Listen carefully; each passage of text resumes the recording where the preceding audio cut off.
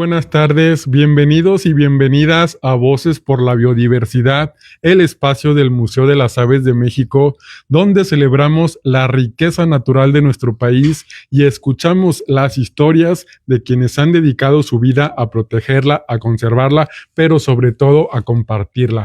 Estamos transmitiendo totalmente en vivo desde el Museo de las Aves de México, aquí en su sede en Saltillo, Coahuila, México. Es un enorme placer recibirlos de manera totalmente virtual en este espacio único. Ya saben, mi nombre es Aldo Ceballos y me da muchísimo gusto recibirlos en un espacio, en un episodio más de Voces por la Biodiversidad. Y pues ya saben, como siempre, tenemos a los mejores invitados perfectamente seleccionados para hablar unos temazos que nos cautivan, que nos impresionan, pero sobre todo que nos ayudan a aprender más sobre el medio ambiente, sobre la biodiversidad y pues todo lo que nos rodea. Y pues para ello, déjenme compartirles que el tema de este episodio es vida silvestre de Coahuila, conservación, retos y oportunidades. Y para ello tenemos de invitado a el ingeniero Daniel González Guajardo, director de Vida Silvestre y Recursos Forestales de la Secretaría de Medio Ambiente del Estado de Coahuila. Daniel, bienvenido a este espacio del Museo de las Aves de México. Aldo, muchas gracias, es un placer saludarte y estar aquí contigo, con tu auditorio, para compartir, como bien dices, ya una vida de trabajo dedicada a esto, y lo poquito que sabemos lo vamos a compartir con todo gusto. Para que vaya toda la comunidad que se conecta, vaya aprendiendo, aprovechen sus comentarios, sus dudas, vayan escribiéndonos aquí en los comentarios, compartan esta transmisión para que podamos llegar a más personas y pues no pierdan la oportunidad de sus dudas que vayan surgiendo de este tema tan bonito de la vida silvestre de Coahuila, ¿verdad? Y para comenzar, tenemos por aquí, yo te pregunto, sí, ¿cómo describirías la importancia de la vida silvestre de Coahuila dentro del contexto nacional? Bueno, pero primero tenemos que ubicar el estado de Coahuila. Como platicábamos antes de entrar al aire, yo soy un enamorado de mi estado, un enamorado del desierto, como muchos. Para hablar de la vida silvestre, yo creo que no se necesita una entrevista con una persona, sino con cientos de personas, porque claro, hay muchos conocimientos que están diseminados en mucha gente aquí en el estado. Pero hay que entender que Coahuila está en el centro de la República Mexicana. Está en el cuello de un embudo de tanto de migraciones, claro, antiguas como nuevas, de aves, de mamíferos, hasta en su momento del ser humano, y está partido en dos por la Sierra Madre Oriental. Estamos hablando que tenemos el Golfo Tamaulipeco, claro, estamos en donde tenemos todas las condiciones que tiene Tamaulipas, o gran parte de las condiciones que tiene Tamaulipas y Nuevo León. Tenemos la sierra, la maravillosa sierra que tenemos, que solamente andando en ella te das cuenta lo enorme que es, porque no son muchas las alturas, pero cuando empiezas a caminar en ella te das cuenta que sí está muy alta. Sí. Y tenemos el desierto chihuahuense. Tenemos una gran riqueza y una variedad de vida silvestre que pocos estados la tienen. Claro. Tenemos mamíferos, un sinfín de aves, tenemos especies que compartimos con países de Norteamérica como Canadá y Estados Unidos. Mucha gente desconoce, tenemos desde el bisonte, el oso negro, claro, los grandes mamíferos del norte del país, y tenemos también especies como la musaraña, como colibrís, una gran diversidad de especies. Tenemos en nuestros ríos, tenemos castores, que mucha gente desconoce, que tenemos castores en Coahuila, tenemos el bisonte, el puma, el jaguarundi, felinos, cánidos, un sinfín de ungulados, tenemos 3 especies de venado, cola blanca, tenemos venado bura. Yo creo que la riqueza del estado de Coahuila es muy particular en cuanto a vida silvestre, porque comparte los 3 grandes hábitats del país: las montañas, la llanura costera y el desierto chihuahuense.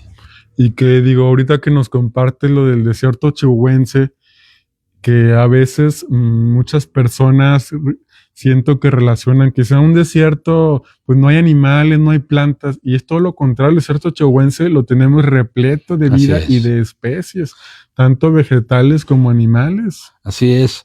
El desierto chihuahuense de Coahuila, como me gusta nombrarlo, es uno de los desiertos más ricos del mundo. Está inmerso en el desierto más grande de Norteamérica. Tenemos un sinfín de especies y una enorme vida, una enorme riqueza. Tú vas caminando por el desierto, vas caminando por una carretera, volteas y no ves nada.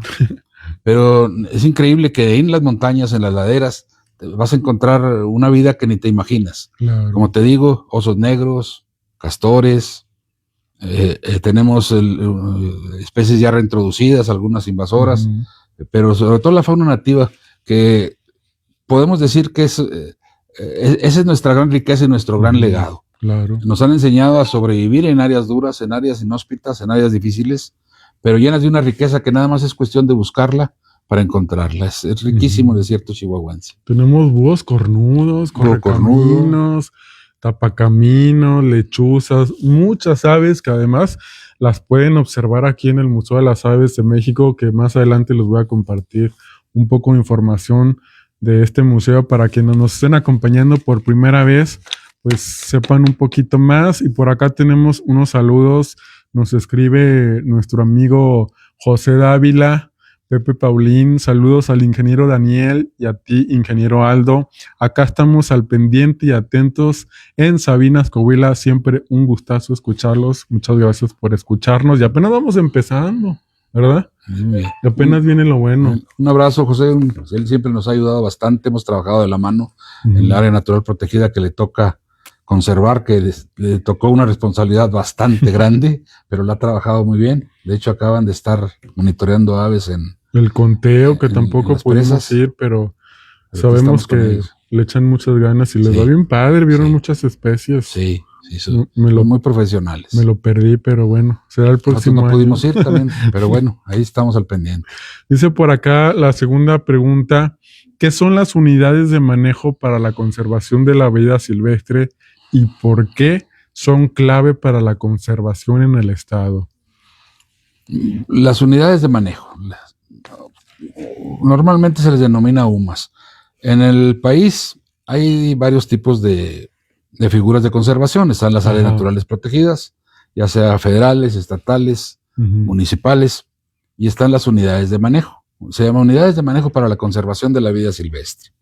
Estamos hablando de que el estado tiene arriba de 4 millones de hectáreas conformadas en unidades de manejo para la vida silvestre. Wow. Estamos hablando alrededor de 1,000 unidades. ¿Por qué son importantes? Porque anualmente cada propietario de la UMA tiene que informarnos a la Secretaría de Medio Ambiente los avances, los monitoreos que hacen de fauna silvestre, las contingencias que hayan tenido. ¿Y por qué lo manejamos nosotros aquí en el estado? Si es una materia de índole federal, hay que comentarlo, la vida silvestre es una materia de índole federal.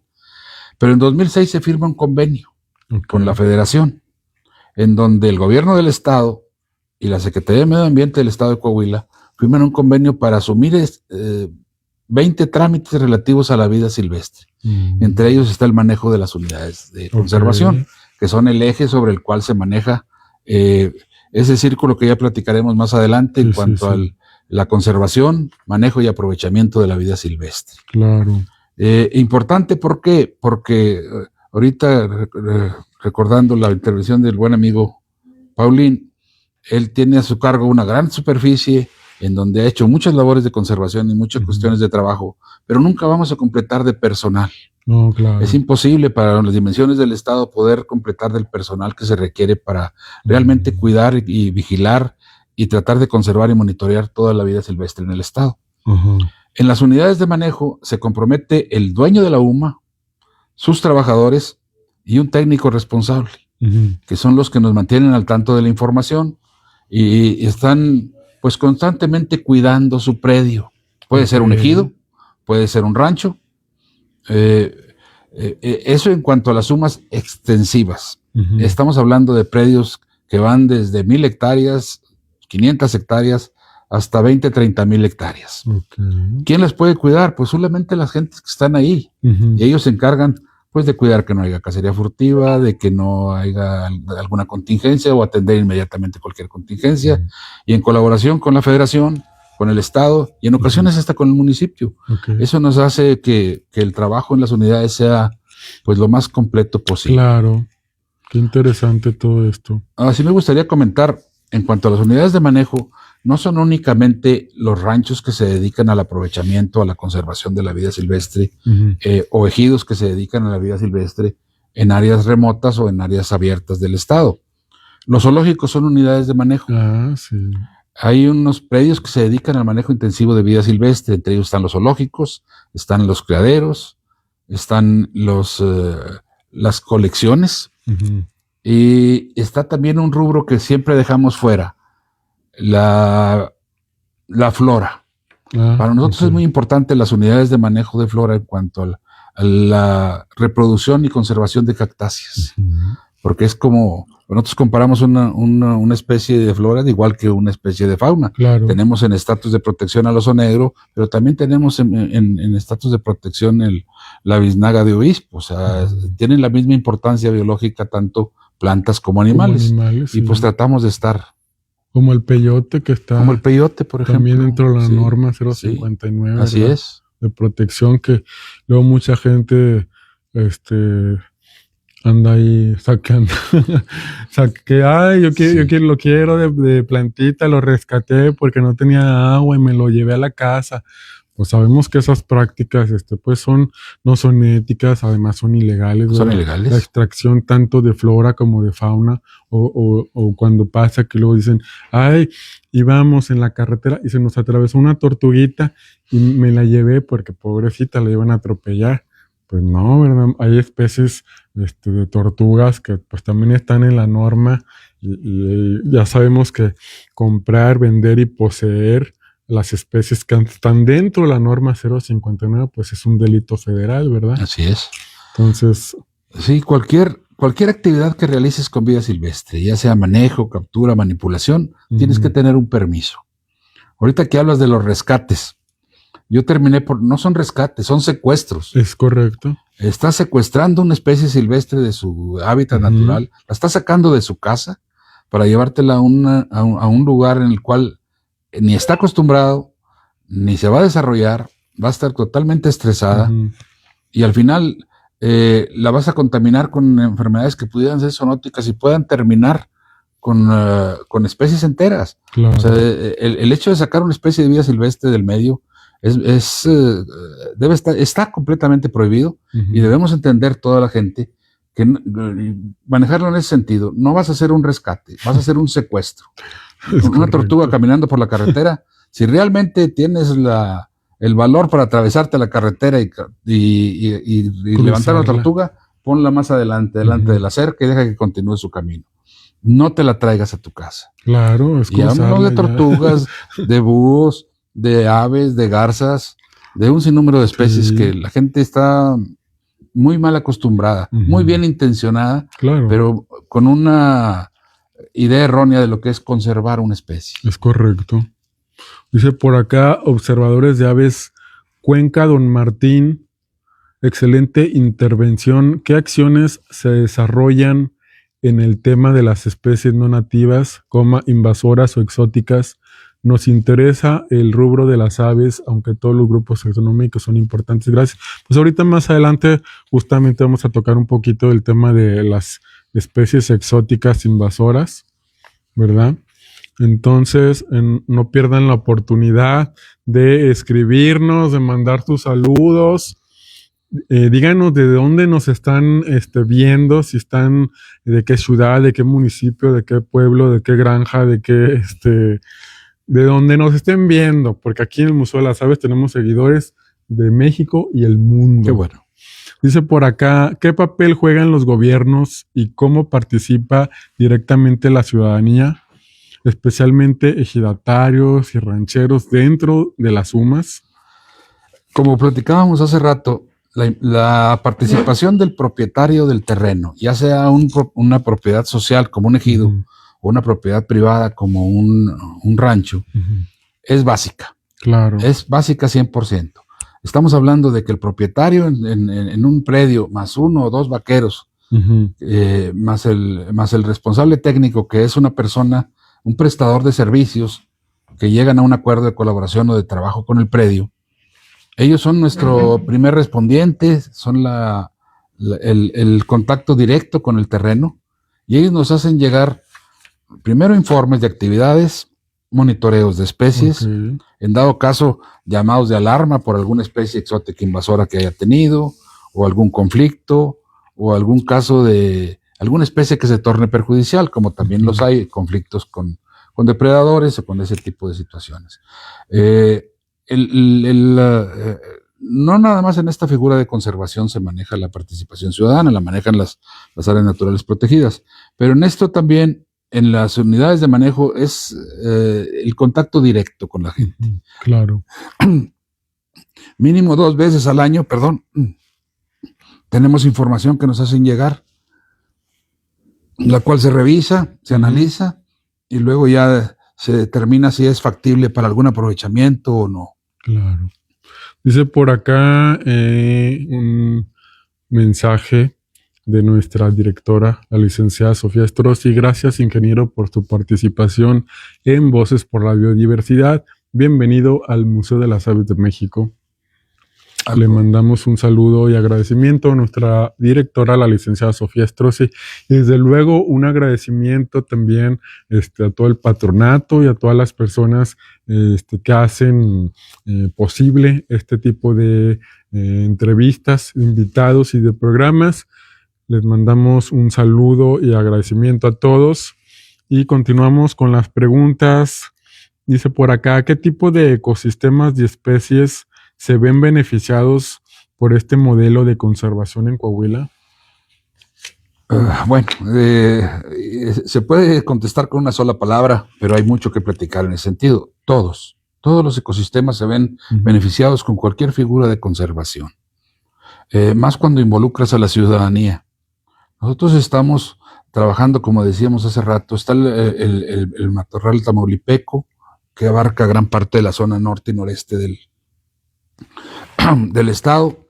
Están las áreas montañosas que parten en 2 y las sierras atravesadas del sur del estado, y está el desierto chihuahuense. Los 3 ecosistemas se ven beneficiados con esta figura de conservación. Estas áreas están surcadas por ríos, están atravesadas por ríos. Cuando tú proteges una especie, llámese un venado o llámese un oso, estás protegiendo todas las demás especies y además estás protegiendo el ecosistema completo, como regulando el acceso, evitando el mal uso o el saqueo desde plantas hasta cualquier tipo de animal. Todos los ecosistemas del estado están involucrados y se ven beneficiados con esta figura de conservación. Ahorita me faltó comentar, estamos hablando que la ciudadanía está 100% involucrada, pero es un trámite federal. Ese trámite federal tiene en medio, a través de ese convenio que mencionábamos, al gobierno del estado. En ocasiones nos apoyamos con los municipios para las cuestiones de vigilancia y cuestiones de, no son retenes, pero sí son recorridos que hacemos para ver que no haya algún saqueo.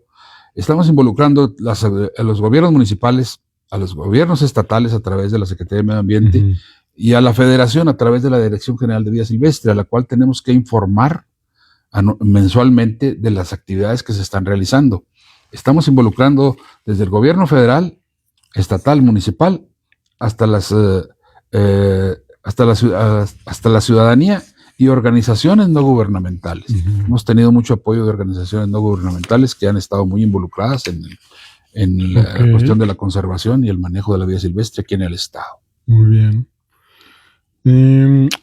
Los invitamos a que nos sigan por acá comentando, mandando saludos. Ahorita vamos a tocar el tema también, pues, de las especies de fauna que a lo mejor a muchos les gusta o lo buscan más. El tema del oso negro, que también es un tema muy importante, sobre todo ahora que luego tenemos temporada donde empiezan a bajar y que comiendo basura y todo esto.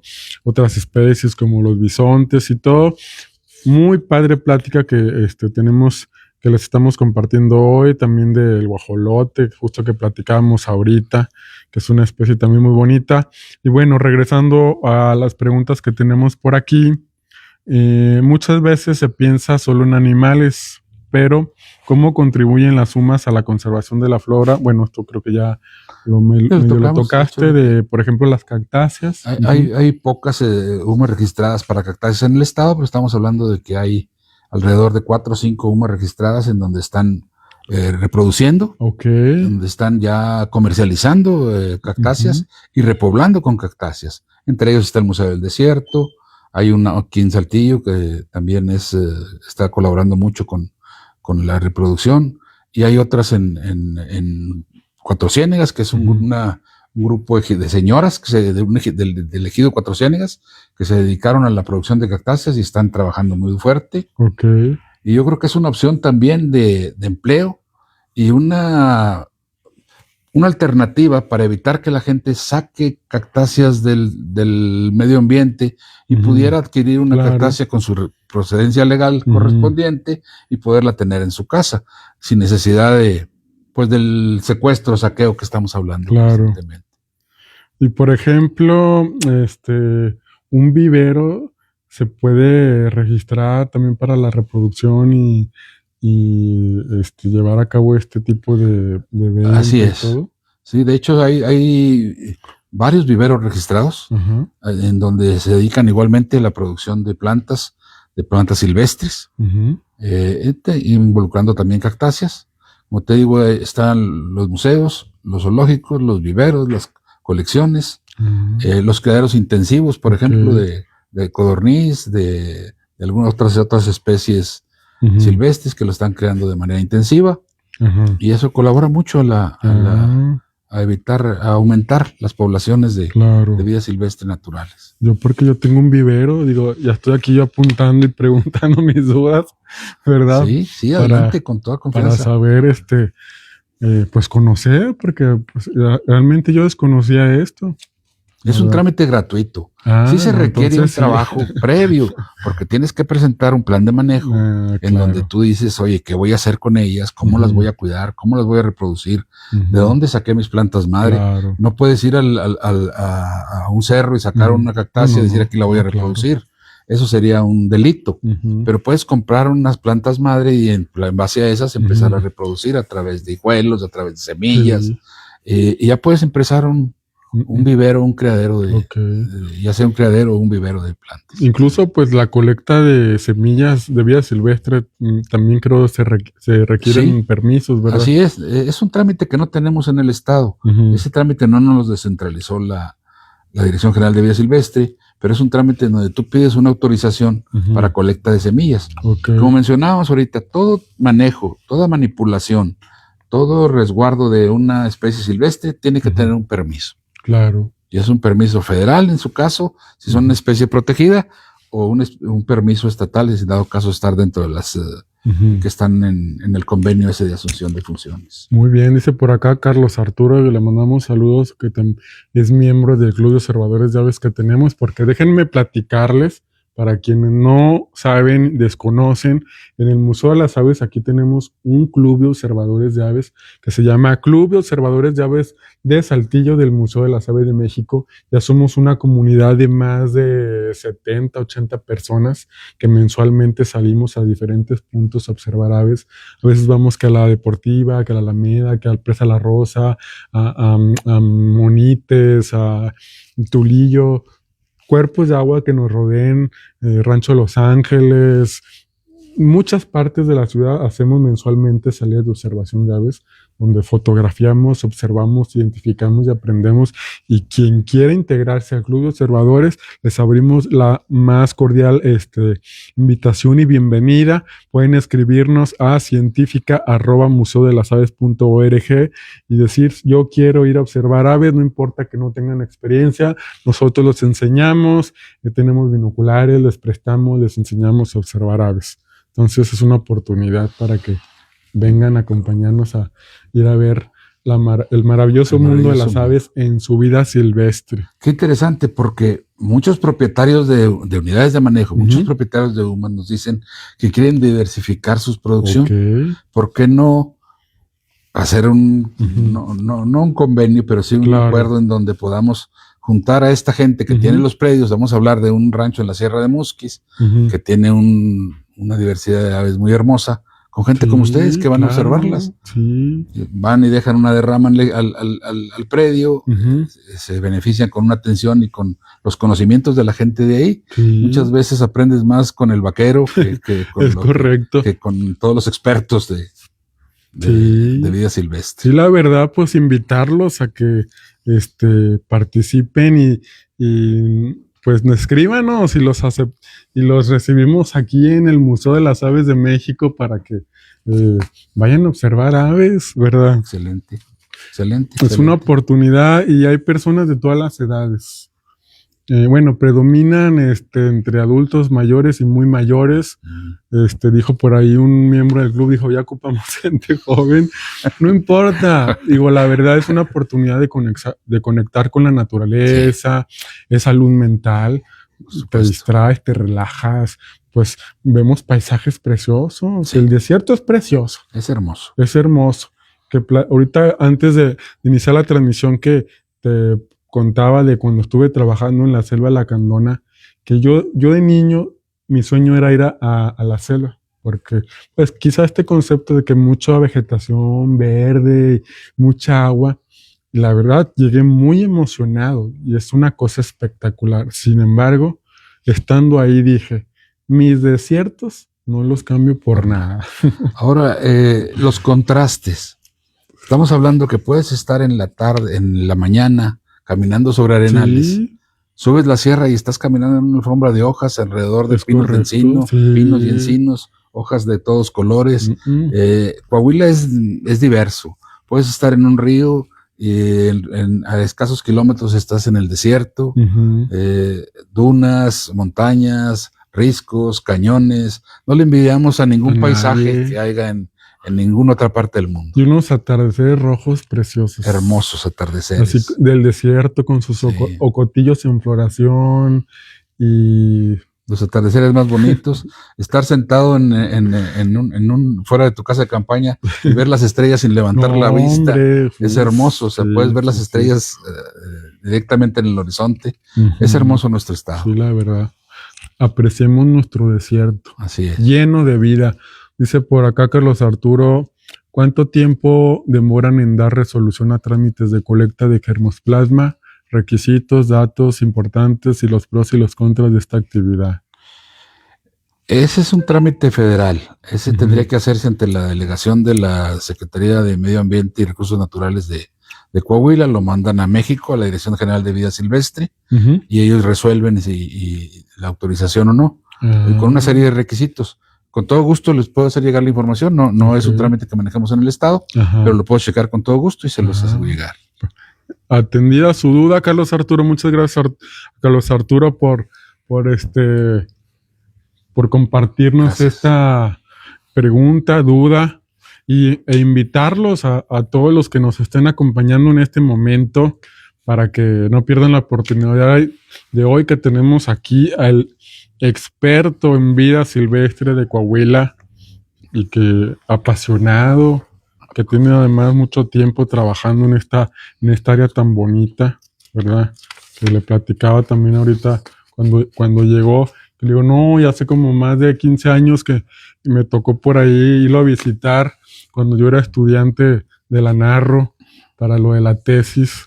Pues ya mucho tiempo trabajando con los guajolotes, algo tan bonito, ¿verdad? Sí, es un trabajo maravilloso. Sí, cuando andaba yo haciendo una tesis de la reintroducción del guajolote silvestre, el Meleagris gallopavo, que ahorita más adelante también vamos a hablar un poquito sobre esa especie.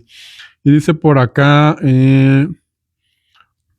¿qué significa el concepto de círculo virtuoso del aprovechamiento racional, legal y sustentable de la vida silvestre? Qué interesante pregunta. No es una que lo haya inventado yo, ni mucho menos. Se maneja por diferentes expertos en cuanto al manejo de la vida silvestre. Hace ya, no sé, 40, 50 o más años, cambia el contexto de la vida silvestre, claro, y empiezan a hacerse acciones de investigación. La gente empieza a interesar, los científicos empiezan a interesarse por qué la desaparición de especies, el por qué la población de especies, y empieza la investigación.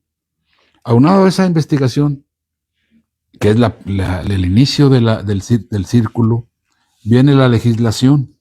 Se ha estado experimentando con diversas leyes, la ley de caza, la ley general de equilibrio ecológico. Actualmente estamos regidos por la Ley General de Vida Silvestre y su reglamento, y avanzas en cuanto al círculo. Y luego esa legislación permite que la gente pueda cuidar ese recurso, no como propio porque es propiedad de la nación, pero sí poder llegar a tener acceso a ese recurso siempre y cuando asegures su conservación, siempre que asegures su sustentabilidad y asegures que la especie que vas a aprovechar asegure su permanencia en el mundo. Sigue avanzando el círculo. Y luego ahorita estamos en el punto para cerrar ese círculo con el aprovechamiento. Bueno, me falta un pedacito. Ese círculo de aprovechamiento, ahorita estamos en la etapa de que han aumentado las poblaciones de cérvidos, han aumentado las poblaciones de jabalí, por ejemplo, al punto de que ya se pueden aprovechar. Se pueden aprovechar ejemplares maduros, ejemplares que ya rindieron su vida útil y que pueden ser susceptibles a un aprovechamiento. Eso avanza en cuanto al círculo, y esto genera recursos para poder hacer otra serie de acciones, como son las reintroducciones, que ya hablaremos en su momento, y como son acciones de conservación, cuidado y vigilancia de la vida silvestre. Y luego, para cerrar ese círculo, pues estamos aquí con la difusión. Es correcto. La difusión es para que la gente entienda todo el trabajo, todos los años, todas las décadas que se han llevado de trabajo para rescatar especies que ya no existían con nosotros en el estado, para aumentar las poblaciones de las especies que nunca se han separado de nuestro medio, y para poder difundir a toda la gente la riqueza de la vida silvestre en nuestro estado.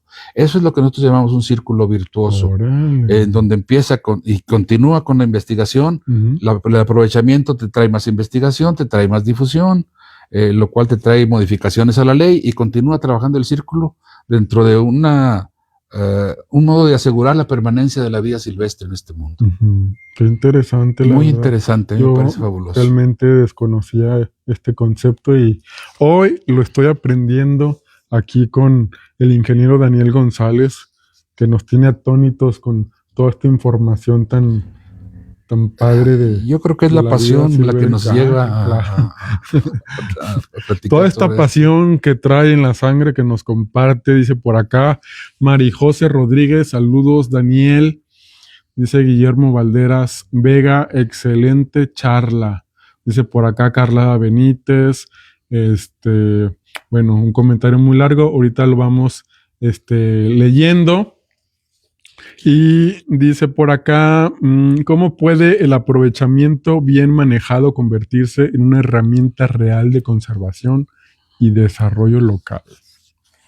Es una cuestión que pudiéramos platicar y discutir horas enteras en ese sentido, pero nosotros, los que estamos en este medio, nos hemos dado cuenta de que el aprovechamiento ha detonado un tipo de personas que dicen, yo quiero aprovechar la vida silvestre.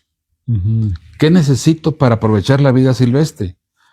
¿Qué es lo primero que necesitas para aprovechar la vida silvestre? Claro. Pues que exista la vida silvestre, que tengas una especie la cual pudieras manejar.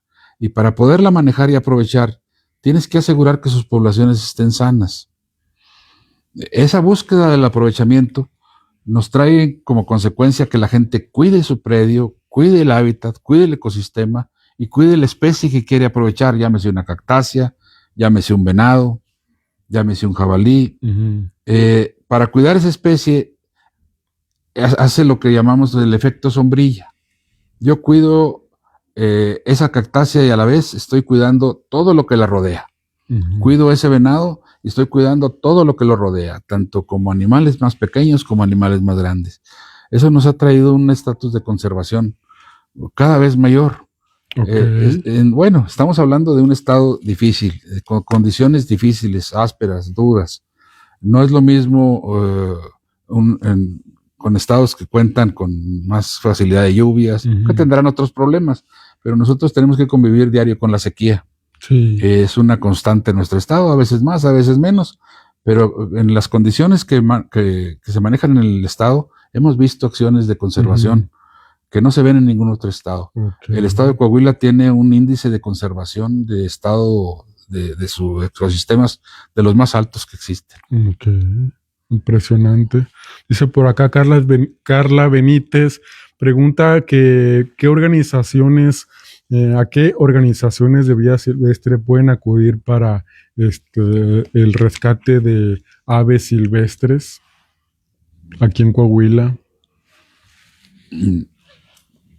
Toda manipulación de vida silvestre, como les decía, es una atribución federal.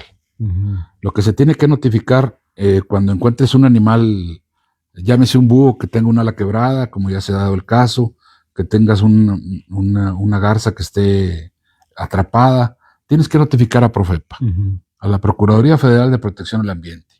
Ellos ya encauzarán el animal. Si nosotros como Estado podemos colaborar, colaboramos con todo gusto. Hay gente que se dedica al manejo de aves de presa, que nos han apoyado bastante, también los cetreros en cuanto a la recuperación. Sí, también aquí en Saltillo. El Museo del Desierto ha sido pues yo creo que un aliado muy fuerte en cuanto a la recuperación de muchas especies. Tienen un equipo de médicos muy especializado. Porque pues yo al menos le tengo la patita a los animales para cuando los médicos han recuperado alas quebradas, han hecho muchas cosas. Yo creo que no creo. Lo que se tiene que hacer es notificar a Profepa. Ya Profepa nos turnará ante el Museo del Desierto, ante el gobierno del estado y en colaboración actuar en consecuencia. Claro, sí. Y pasa, digo, aquí en el Museo de las Aves hemos también trabajado muy de la mano, colaborando con Policía Ambiental y el Museo del Desierto. Muy bien. Porque, pues, por el tema de las aves, sí. Una persona encuentra una ave herida, una ave muerta, al primer lugar que hablan es aquí al Museo de las Aves. Claro. Entonces, hemos trabajado muy de la mano ahí con todo el equipo de la Policía Ambiental. Inmediatamente todos los reportes que nos llegan de aves heridas, aves atrapadas, aves desorientadas, cualquier situación, inmediatamente nosotros aquí a través del área científica pasamos el reporte directo a la Policía Ambiental, donde la verdad ha habido una respuesta muy, muy padre, donde inmediatamente se han atendido pues lechuzas, patos, garzas, incluso les hemos ofrecido aquí a la Policía Ambiental capacitaciones de las especies, de las aves migratorias, porque luego pasa que de repente llegan especies que son muy raras para la zona y a veces nos preguntan los chicos, oigan, esta especie pues nos estanteó. Y incluso nosotros decimos, oye, ¿cómo esta especie llegó a una colonia? Porque pasó, recuerdo una ave toro que llegó acá a la colonia Álamo, desorientada ahí entre las casas, y dice, oye, pues es una ave que además es muy nerviosa y que esté ahí en un patio y pues también hace una posición así como el búho que hace las alas así. Entonces la gente también ahí como asustada de que qué es esto. Sí. Entonces, pero ha habido muy buena respuesta tanto de la Policía Ambiental. Sé que muchas de las ocasiones estos ejemplares los llevan justamente, como nos compartes, al Museo del Desierto, donde se les brinda toda esta atención. También lo de los cetreros, también nos han dado también apoyo cuando son ya rapaces, aguilillas cola roja y todo esto, que es otro tipo también de manejo para su captura. También ha habido mucho apoyo. Qué bueno que lo comentas y quiero aprovechar tu espacio, Aldo, porque para agradecer, la Policía Ambiental nos ha apoyado de sobremanera también en diversos temas, desde manejo de carnívoros a apoyo con aves. Lo mismo la gente del área natural protegida de José Paulino, nos han estado constantemente reportes de animales, tratamos de encauzarlos tanto ellos como nosotros por el conducto adecuado, pero sí, la Policía Ambiental ha sido yo creo que un acierto en cuanto a la creación de esa coordinación. Sí, les mandamos un saludo a toda la corporación. Excelentes amigos, excelentes colaboradores. A todos los amigos y colaboradores de la Policía Ambiental que andan con mucha actitud, ¿verdad? En sus unidades, ayudando y ayudando a la ciudadanía en otras situaciones también. Saludos también a Jessica, de ahí de la corporación. Dice por acá, en cuanto a las reintroducciones y repoblaciones, ¿por qué fue necesario recuperar especies que habían disminuido o desaparecido del estado? Ese es un tema que a todos los involucrados en vida silvestre nos encanta.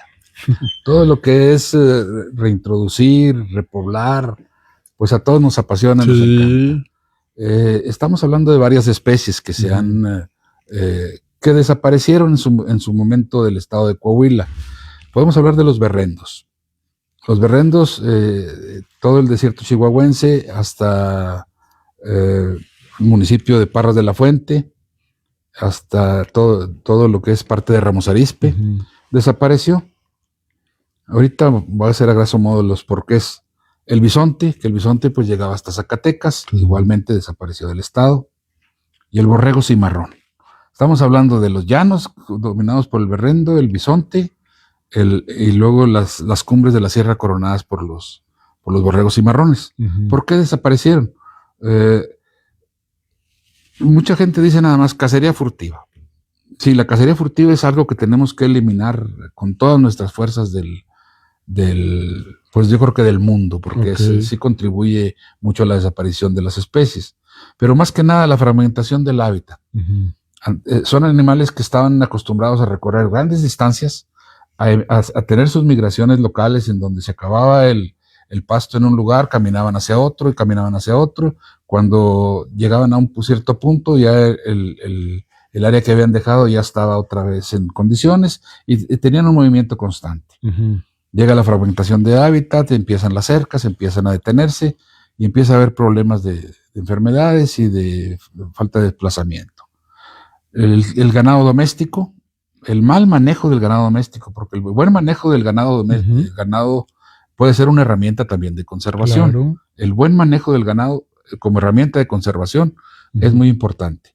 Pero el mal manejo del ganado, las enfermedades propias del ganado, sobre todo en el borrego, de cabras, de borregos, trajeron un sinnúmero de enfermedades que a la larga terminaron con esas especies. Eso es lo que nos obliga a buscar otra vez nuestro círculo virtuoso. ¿Qué vamos a hacer para poder repoblar el estado con esas especies? En 2007, 2011, 2008, en unas pláticas muy en confianza o muy amigables con la gente de Nuevo México, con el Game and Fish de Nuevo México, después de varios trabajos conjuntos, varias pláticas que teníamos sobre diversos aspectos. En una plática le digo, ¿por qué no nos donan borregos y berrendos? Ya se habían hecho anteriormente ciertos intentos. ¿Por qué no nos donan berrendos? Dice, pues porque no quieren, pues sí queremos. Entonces empezamos a darnos a la tarea, tanto el gobierno federal, el gobierno estatal, y sobre todo la gente, volvemos a lo mismo, la gente involucrada en las sumas, propietarios de ranchos que le apostaron al desierto, que le apostaron las especies y dijeron, vamos a traerlos. Y trajimos esos 2 años 300 berrendos al estado. Los trajimos de Nuevo México. Una aventura, la verdad, desde poner las trampas para atraparlos, de las nevadas que nos tocaron. Fue una experiencia maravillosa, en las cuales yo involucré a mi hijo felices haciendo ese trabajo. Llegamos y los liberamos. No han tenido el éxito que nosotros quisiéramos en cuanto al berrendo. Es una situación difícil, el estado. Es un cambio de clima diferente, pero ahí va trabajando. En cuanto al bisonte, desde los años 70 se trajeron animales a unos ranchos del norte de Coahuila. Después a otros ranchos también aquí en el sur de Saltillo. Todos conocen el Hawái, en el Hawái de Ferniza, y tienen bisontes. Y luego esta nueva aventura que tomó la UMA Pilares en el área natural protegida de Maderas del Carmen, donde también trajeron un buen grupo de bisontes. Y ahora la UMA El Santuario, en Cuatro Ciénegas, también otro grupo de bisontes. y va avanzando la cuestión del bisonte cada vez más y cada vez más. El borrego cimarrón. El borrego cimarrón fue una aventura también, porque la gente en México, en la federación decía, se van a meter en problemas, va a ser muy difícil. Pues total, la gente de la Suma le apostó, el gobierno del estado le apostó, la federación le apostó, y empezamos a traer berrendos. Empezaron en el norte del estado, borregos cimarrones. Empezaron en el norte del estado, en la UMA Pilares, en los cuales se están desarrollando muy bien. Y luego en el municipio de Cuatro Ciénegas, en la UMA El Rincón de la Madera, también otro buen grupo de borregos. Y se han estado adaptando y desarrollando muy bien. Ahorita ya hay alrededor de 11 unidades de manejo con borregos cimarrón en diversos puntos del estado, que por obvias razones no los damos a conocer, pero están trabajando muy duro y están repoblando, aumentando los números del borrego de una manera bastante significativa. Ha sido un logro realmente, el cual me da mucho gusto que me haya tocado verlo, de ver que no existía esa especie y luego ya tenerla otra vez en el estado es un masajito al corazón, dijera. Sí, justo hoy estaba por ahí leyendo una revista científica con algo que mencionaba del borrego cimarrón, de cómo habían empezado con unos cientos y luego ya miles. Así es. Y cómo ha ido aumentando mucho su población con mucha satisfacción, y a pesar de, algo decía así, que a pesar de que las condiciones de hábitat que requiere de mucha montaña y que luego podía ser una limitante. Y leí que decía que un ejemplar requiere de 17 kilómetros cuadrados, y dije, no, pues es un mundo. Sí. Es un mundo, pero Coahuila es enorme. Sí, es verdad. Y tenemos unas cordilleras montañosas muy, muy, óptimas para el borrego cimarrón. Claro. Al borrego cimarrón no le gusta el bosque, no le gusta lo que esté muy lleno de vegetación. Le gustan los riscos escarpados, le gustan las zonas desérticas. Tiene toda una evolución para vivir en ese tipo de hábitat, y se ha adaptado muy bien otra vez al estado de Coahuila. Ya tenemos muchos borregos nacidos en el estado de Coahuila. Ok. ¿Y cuáles son sus depredadores naturales? Tenemos el águila real. Okay. El águila real, que es una especie que muchos de los propietarios de las sumas que han tenido bajas de carneros por depredación de águila, asumen ese costo y dice, bueno, es un águila real. Claro. Ahí, ni modo. Pero a las crías. A las crías. Y tenemos al puma. En su momento también los lobos, pero bueno, pues no tenemos aquí lobos, pero aquí en Coahuila es el puma y es el águila real. Y ahorita que también compartías del berrendo, creo que, yo personalmente nunca he visto un berrendo de verdad, por así decirlo, solamente en fotos, libros, videos. No tengo aún la dicha, y a pesar de eso puedo decir que es uno de mis mamíferos favoritos. Es un animal precioso. Espero un día tener la oportunidad de ver uno, y que además sé que también es de los animales más rápidos, ¿verdad? Más rápidos, y que son preciosísimos. Y es un animal que compartió el hábitat con mamuts. Claro. Es un animal, es un sobreviviente, es un animal que se ha adaptado a las condiciones más duras del desierto. Y es hermoso verlos ya en vida libre. Es de zonas más áridas. Sí, de hecho, bueno, el berrendo es un animal de pastizal. Ok. El desierto chihuahuense, pues su gran parte son los pastizales, pero se adapta perfectamente a las condiciones desérticas del estado. Dice por acá Javier Rodríguez, tema súper interesante. Saludos a Aldo e ingeniero Daniel. Saludos a Javier Rodríguez. Por acá también nos manda saludos Luis Carlos Sánchez Guevara. Un abrazo. Saludos Daniel y Aldo, fuerte abrazo. Igual, un abrazo Luis Carlos, que también por ahí cetrero y amante de las rapaces. Excelente colaborador, nos ha ayudado bastante en cuanto a los aves rapaces, nos ha ayudado mucho. Él siempre está con toda la disponibilidad y todo el conocimiento. Así él y su hijo, que son unos expertos en manejo de aves. Un abrazo. por aquí nos acompañaron en el día del aniversario del museo, trajeron un búho cornudo y una aguilla rojinegra. No, hombre, estaba la fila Sí, hasta la calle de la gente que venía a tomarse foto con los ejemplares. son un espectáculo. Dice Ana Morán, saludos al ingeniero Daniel. Y bueno, una de las siguientes preguntas creo que es algo de lo que nos acabas de compartir, que dice, ¿qué nos puedes contar sobre el regreso del borrego cimarrón en Coahuila? Muy bien. Un saludo a Ana Morán, colaboradora de nosotros en Vida Silvestre, un elemento muy fuerte, nos apoya bastante en el área de Vida Silvestre.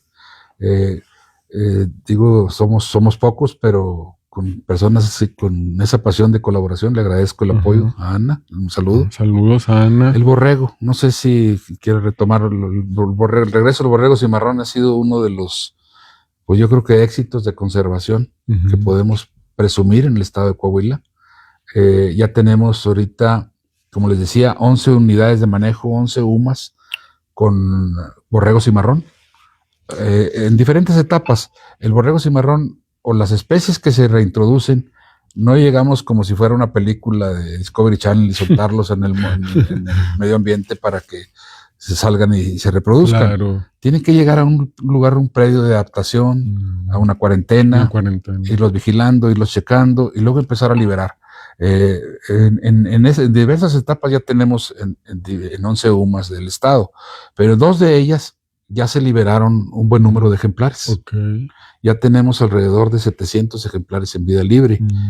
Bueno, salvo el último censo, a ver qué nos arroja. Esperemos que sea más y no menos, pero ya tenemos borregos en vida libre en el estado de Coahuila. Qué padre.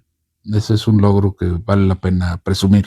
Okay. Y como estado, porque volvemos a lo mismo, sociedad civil, gobierno federal, instituciones no gubernamentales, todo el mundo está involucrado protegiendo estas especies. Así es. Tan importantes, y además compartirles, para quienes no saben, el Museo de las Aves de México, y como lo dice su lema, conocer para conservar y valorar, cuenta con 2 reservas naturales, una que se llama el Taray, que está acá para la Sierra de Arteaga, acá rumbo a Mesa de las Tablas, donde se protege y se conserva a la cotorra serrana, que es una especie endémica, sí, y que además se encuentra en peligro de extinción.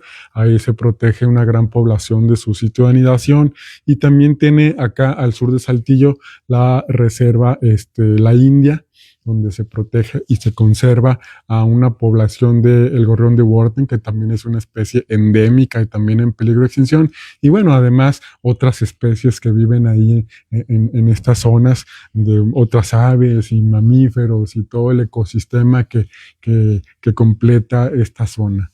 Entonces, para quienes no saben, el museo también realiza, además de tener aquí sus salas de exhibición, también trabaja en esta parte de la conservación de las especies, ¿verdad?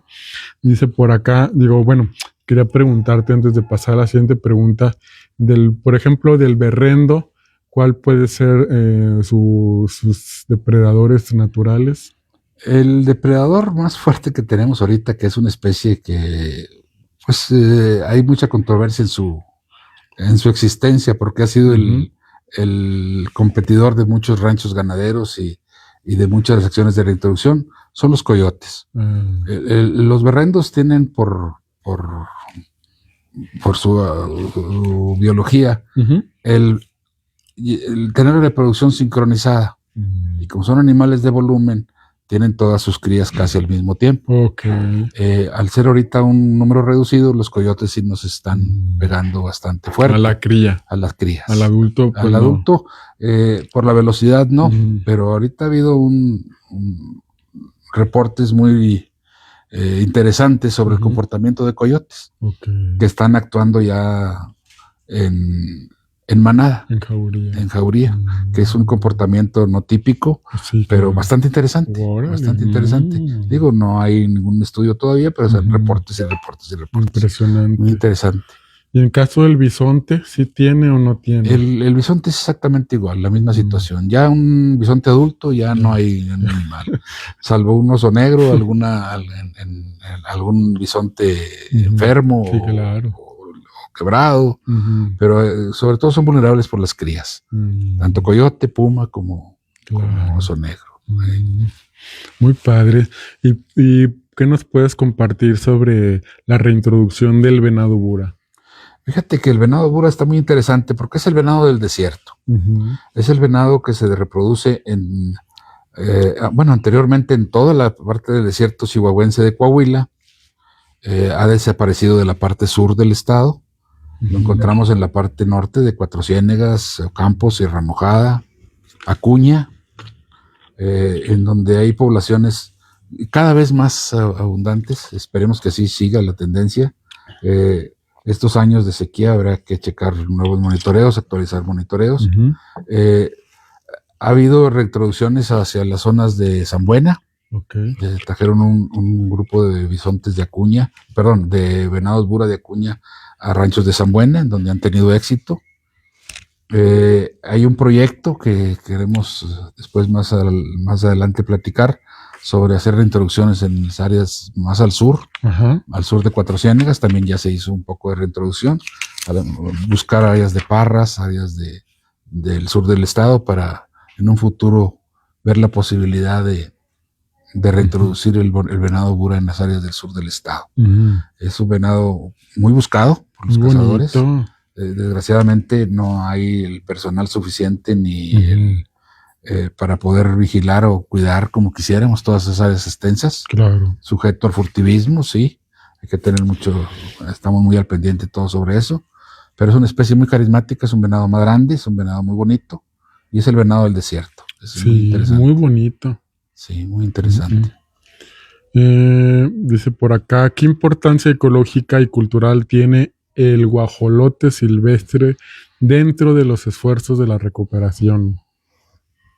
El guajolote silvestre. Estoy en el Museo de las Aves. Cualquier cosa que diga puede ser usada en mi contra. Estoy a un lado de los expertos en ese sentido. Pero es una especie muy importante. Es muy importante para la diseminación de semillas en el área natural. Los encontramos en el área noreste, en el área norte, alrededor de las motas de encino. Es un diseminador grandísimo de semillas de encino, de mezquite, de pastos. Sí, no, hombre. Es un controlador de plagas también en cuanto a insectos. Y eso es como diseminador. Como presa es muy importante. Muchas especies dependen de él. Estamos hablando de pumas, estamos hablando de jaguarundis, estamos hablando de especies que entre más aumente la población de guajolote, pues más aseguramos su permanencia en el estado. Se han hecho acciones de reintroducción al sur del estado, con éxito, en la Sierra de la Concordia, en la Sierra de Arteaga, y está funcionando. Es muy importante porque culturalmente es una especie que no necesita ser cazada para ser aprovechada. Claro. El solo hecho de ir a escuchar los guajolotes ya es es un paseo, es un premio. Un privilegio. Un privilegio, sí. Yo soy fan del guajolote silvestre.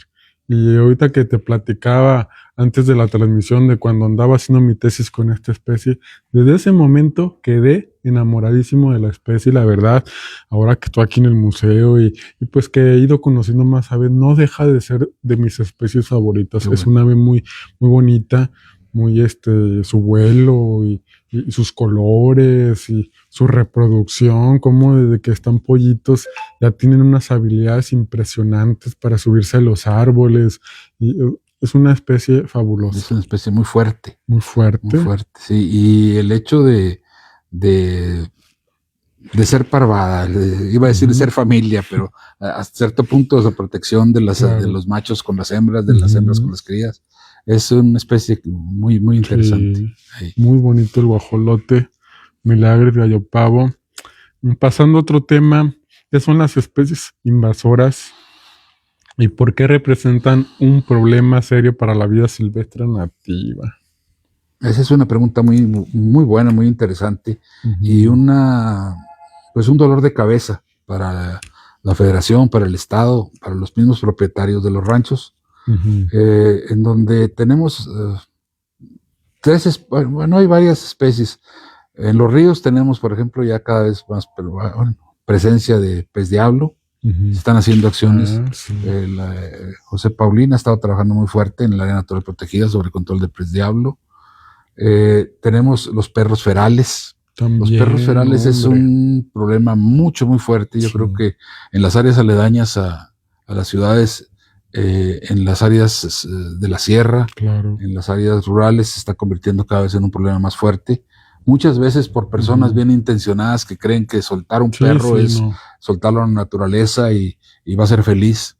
No, se va a convertir en un depredador que va a acabar posiblemente con especies enteras y se va a asociar con otros perros y se convierte en un peligro hasta para las personas. Claro, modifica su comportamiento. Modifica completamente su comportamiento. Es un animal que no le tiene miedo al hombre, que es muy inteligente y que es agresivamente muy se ha visto en muchos casos, en muchas situaciones con aves, en muchas partes de México y el mundo, donde,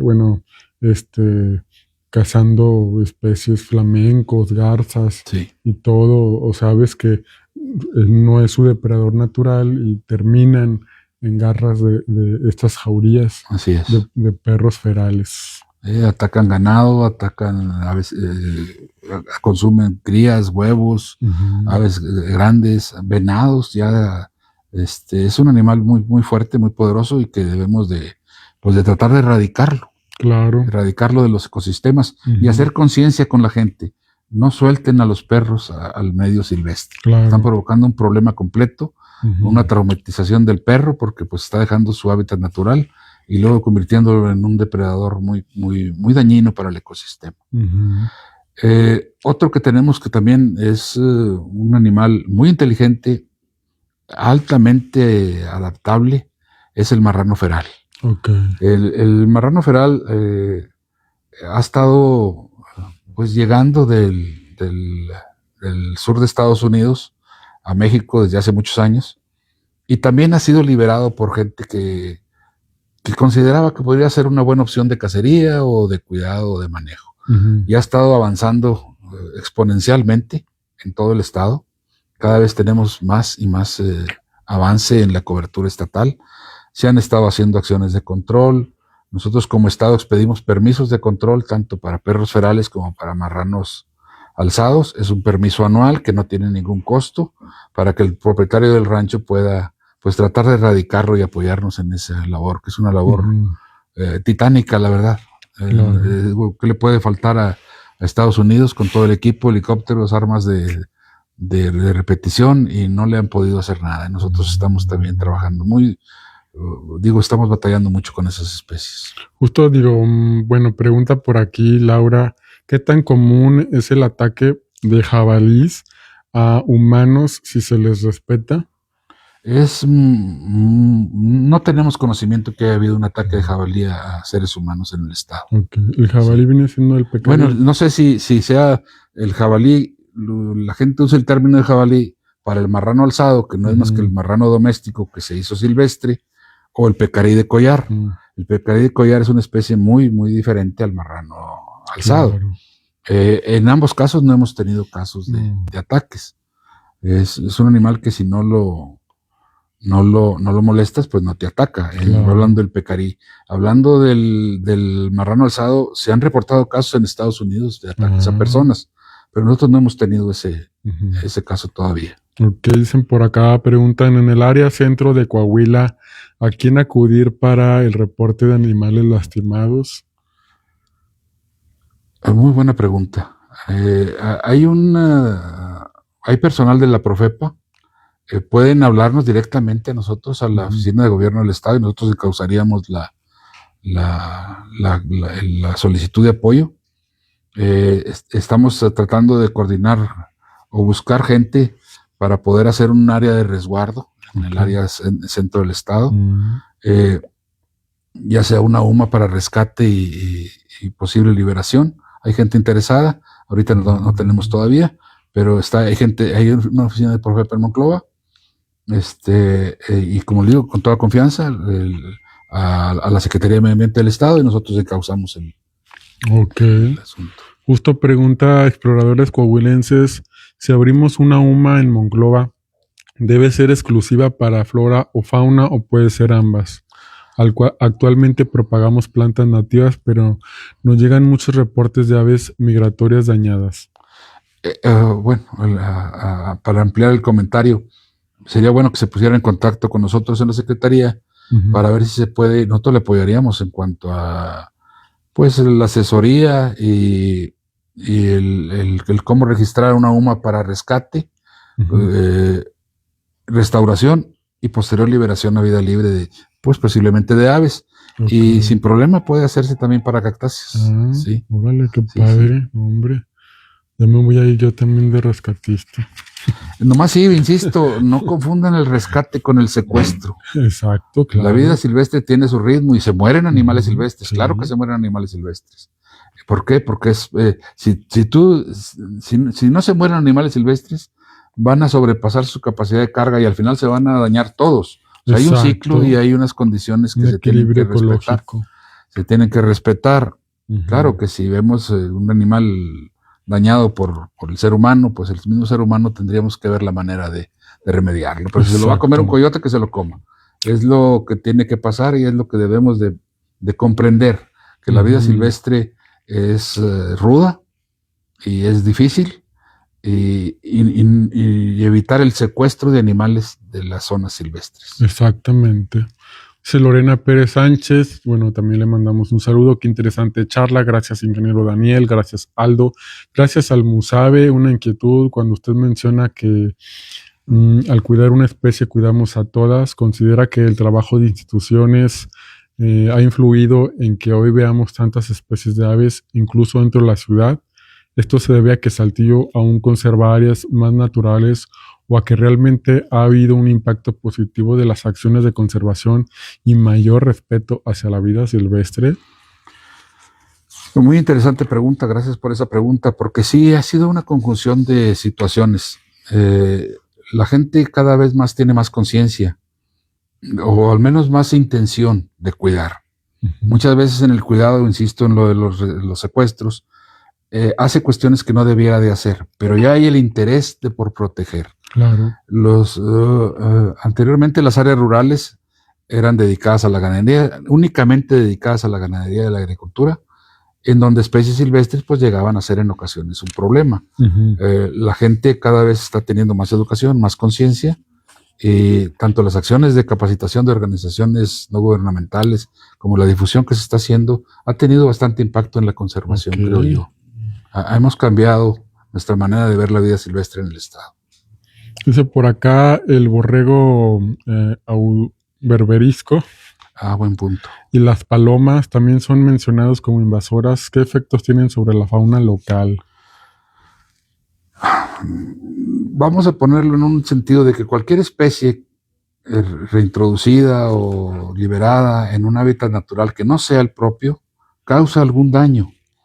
¿Cómo? Con competencia, con enfermedades que no son propias para del ambiente, y eso trae consecuencias con la fauna nativa. El borrego audaz, si bien mucha gente lo quiere porque, bueno, le gusta la cacería de ese tipo de ejemplares, es un animal que se reproduce y que tiene muy pocos enemigos, muy rápido, y tiene muy pocos enemigos naturales. Por lo tanto, la sobrecarga de ese animal en las áreas cerriles va a terminar con muchas especies vegetales, además de que compite con la fauna nativa, desplaza venados, desplaza borregos, trae enfermedades que no son propias de la zona. Es un animal que se evolucionó en las montañas berberes, en las montañas del Sahara. Está súper dotado, vamos a decirlo de una manera. Llega a Coahuila, llega a Nuevo León, y pues se siente en un paraíso. Se desarrolla de una manera exponencial. Y está desplazando especies nativas y está modificando el hábitat con su excesivo pastoreo. Las palomas me van a crucificar la gente que les da de comer en las plazas, pero la paloma doméstica es una especie invasora portadora de muchas enfermedades, claro, y que daña de sobremanera a las especies nativas del del estado. Bueno, y tenemos otras especies dentro de las palomas también invasoras, como la paloma turca, la Streptopelia de Caocto, y otras, la paloma africana, que Sí, también ya están multiplicando sus poblaciones, ¿verdad? sí, Y también causan daños luego a los cultivos y pues también a las especies nativas, porque compiten por el alimento, ¿verdad? Y son más son mucho más agresivas y, agresivas. y, y, este, y las desplazan, ¿verdad? Sí, de hecho, casi todos los ejemplares o animales, especies que vienen de África son siempre mucho más agresivas que Ujú. las especies americanas y desplazan a las nativas, tanto por sitios de anidación, por sitios de alimentación, como con la resistencia a enfermedades que se vuelven portadoras inmunes, pero contaminan a las demás especies nativas. Ujú. Sí, toda especie exótica causa un impacto malo en la vida silvestre del Así es. estado. Pues muchísimas gracias por todo lo que nos están compartiendo, sus mensajes, sus saludos. Además, platicarles que estamos transmitiendo totalmente en vivo desde el Museo de las Aves de México, aquí en su sede, en el Centro Histórico de Saltillo. Los invitamos a que nos visiten, a que vengan a vivir la experiencia de conocer el único museo en su tipo que alberga el 73% de las aves de su país, con una colección de más de 3,000 ejemplares. Tenemos salas interactivas, tenemos la sala de cantos donde pueden reproducir el canto de diferentes especies. Además tenemos un bonito jardín que pueden venir aquí a sentarse un ratito, una tranquilidad llena de árboles. Tenemos un jardín para polinizadores atrayentes de colibrís y otras especies. Nuestra tienda de souvenirs, además es un edificio Un edificio maravilloso. histórico, Sí. con una arquitectura, con unos detalles preciosísimos, ¿verdad? Sí, es un edificio que puedo venir 100 veces y 100 veces me maravilla. Es un edificio maravilloso y se han creado un ambiente muy agradable en el museo, la verdad. Así es. Entonces, invitadísimos a que nos visiten. Ya viene Semana Santa. Vayan programando sus visitas aquí al Museo de las Aves de México. Y pues aquí ya saben que siempre los esperamos con muchísimo gusto. Y pues ya vamos a pasar al último bloque de este programa, las últimas preguntas de una especie pues también muy bonita y que sé que pueden surgir muchas dudas sobre el hermoso y precioso y majestuoso oso negro. Hablemos del oso negro en Coahuila. ¿Cómo ha sido este proceso de su recuperación pues de la población en el estado? El oso negro, podemos yo creo que hacer una plática completa sí, con el oso negro. Sí. El oso negro ha sido un compañero del ser humano desde la época de las cavernas, tanto como competidor, como alimento, como símbolo, como emblema. Es el emblema del estado de Coahuila. Estamos, pues todos los que manejamos vida silvestre, es nuestro ícono, el oso negro. El estado de Coahuila es uno de los estados, si no el estado con mayor población de oso negro en México. No tenemos un censo, quisiéramos tener un censo, estamos en la búsqueda del recurso y de la manera de poder hacer, no un censo, un monitoreo de la población de oso negro en el estado para tener un número determinado o una idea de la población de oso negro que tenemos en el estado. Lo que sí somos ciertos es que cada vez hay más ejemplares de oso negro en el estado. Lo voy a separar por regiones. El área de Arteaga es donde mayor reportes tenemos de oso negro, pero también tenemos una zona de sierras completamente fraccionada y llena de turistas, lo cual pues provoca entre más gente mayores encuentros con oso negro. Claro. Es una especie muy resistente, muy carismática, pero también muy peligrosa. La gente piensa que el oso negro es como el de las películas, yo le doy de comer y no me pasa nada. Hay diferentes tipos de personalidad en el oso negro, hay ejemplares agresivos, hay ejemplares tranquilos, hay situaciones en las cuales un oso negro se vuelve peligroso, como una osa con crías. Es un animal que se reproduce pues lentamente, sí, no es un animal que tenga crías cada año, tiene crías cada 2 años, y depende mucho de las situaciones del medio ambiente.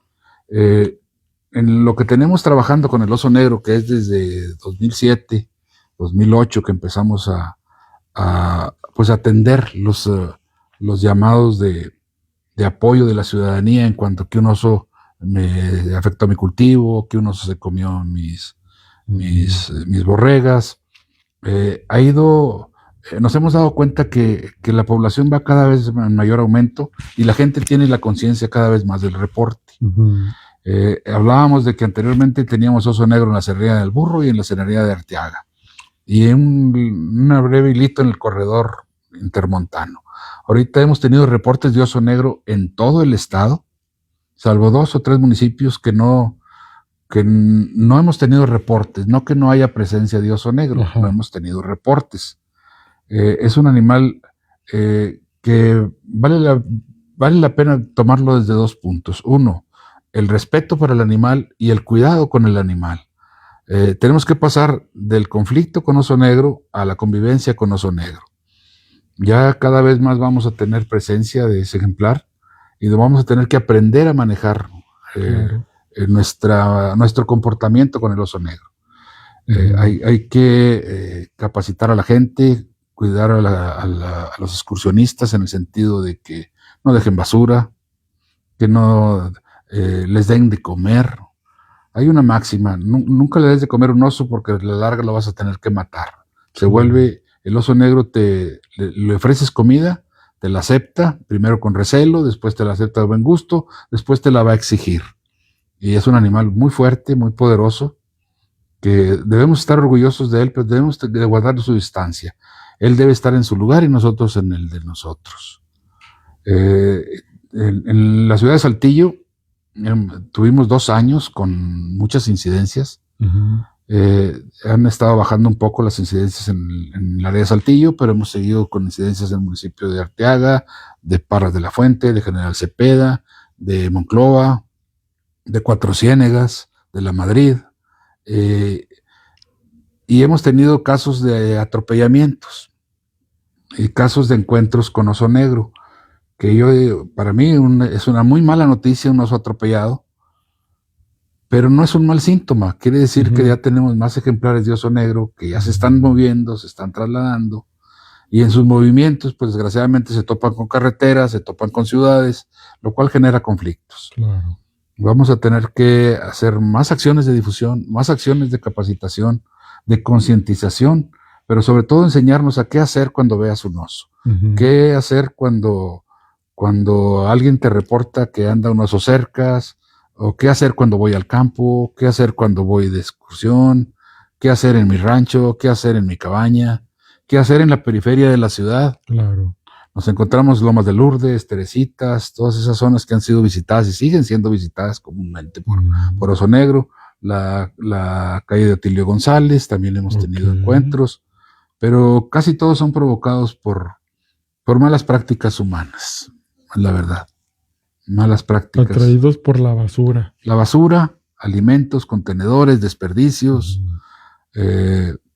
ganado, ya sea porcino o caprino, en áreas que no son las áreas adecuadas ni en las condiciones adecuadas. Pues eso es un atrayente que muy difícilmente lo va a despreciar un oso negro. Claro. Me acuerdo de una cápsula que hice cuando era estudiante que decía: alimentar un oso es un oso condenado a morir. Oso que das de comer, oso que has de matar, dice una máxima así en cuanto a los manejaderos de oso.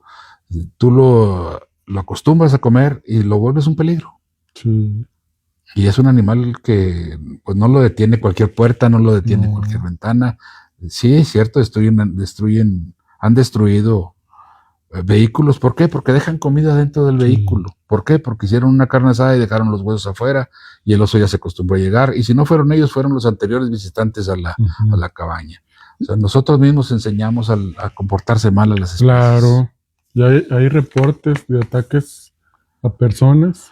Hemos tenido en la Sierra de Arteaga un reporte de un ataque a una persona que consideramos que fue una osa con crías. Okay. Sobre todo la imprudencia de tomarse fotografías o de querer atrapar un cachorro, y la osa se vuelve peligrosa. No, en ese caso lo atacó, el animal sintió que ya no era amenaza y lo dejó tranquilo, no lo, vaya, no intentó matarlo, ni mucho menos, únicamente que estuviera a quitarse esa posible amenaza para sus crías. Pero si es un animal que en potencia nos puede hacer mucho daño. Sí. Yo pocas veces andado en campo he visto oso negro, a pesar de que es abundante. Recuerdo una capa del Camino del 4, vimos una osa con sus ocenos comiendo bellotas, pero estábamos en la parte alta del camino y estaban hacia el acantilado hacia abajo, ahí comiendo muy a gusto. Y es una muy bonita experiencia. Ahí lo que tiene que hacer es guardar su distancia. Sí, claro. Si traen niños, yo les aconsejo carguen los niños, caminen sin dejar de verlo y pues mantener su distancia. Todo el mundo lo que quiere es tomarse una selfie, se arriman de más y pueden llegar a tener un mal encuentro. Hay que tener respeto. Yo creo que la palabra es respeto. Claro. Respetar su espacio y que él respete el nuestro. Sí. Sí, hay varias prácticas que usamos en el manejo de oso negro, donde llaman prácticas de animadversión, que es pues espantarlos, correrlos, que no se sientan bienvenidos. Nunca debes dejar que uno se sienta bienvenido en tu área de habitación o de trabajo. Claro. Cada quien su espacio. Me estoy acordando también de una vez que me salió uno allá en Hawái de Ferniza, en el área donde está el bisonte. Hay como un vado donde toman agua ahí.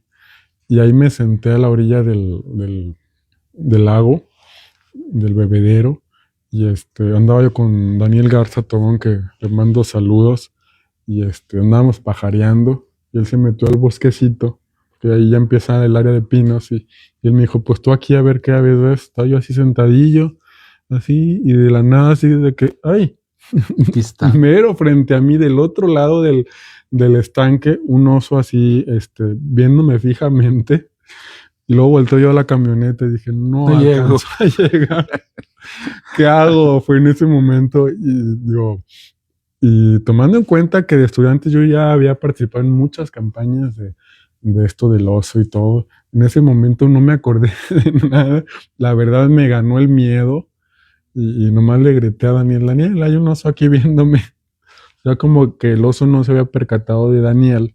Entonces, cuando Daniel sale del bosque, el oso corrió hacia el bosque a toda velocidad. A mí me tocó la suerte de conocer los osos en 1985, en la Sierra de Maderas.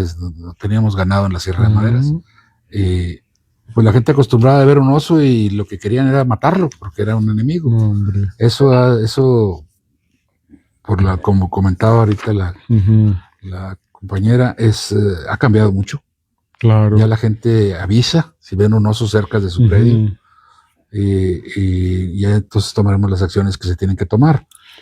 No se trata de ir a atrapar cada oso que veas, ni mucho menos.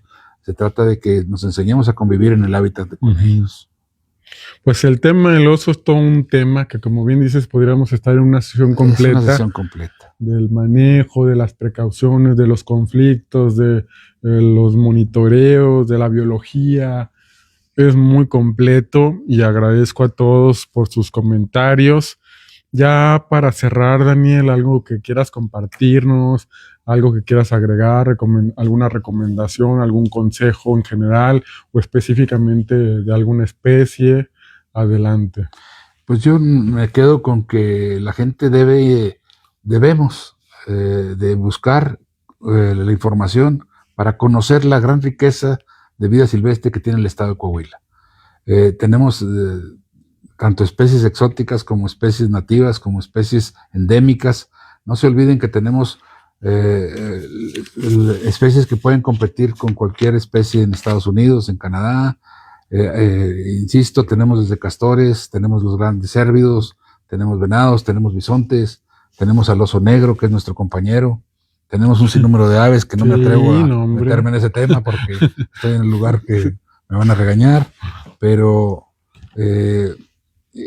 conozcamos nuestra riqueza, valoremos nuestra riqueza, sintámonos comprometidos y a la vez identificados con esas especies que se adaptaron a vivir en un terreno áspero, duro, que como coahuilense pues debemos estar orgullosos tanto de Claro. nosotros como coahuilenses Sí. como de las especies con las que compartimos nuestro estado. Muy bien. ¿Algún contacto, algo para reportes, dudas, no sé? Les dejo el teléfono, la Secretaría de Medio Ambiente es el 844-698-1002.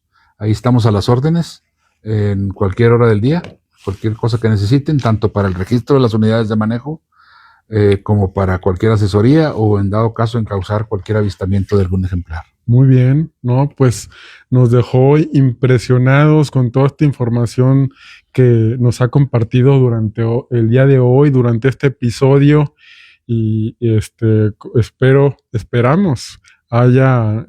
se hayan cumplido sus dudas, pues todo lo que nos compartió, la verdad.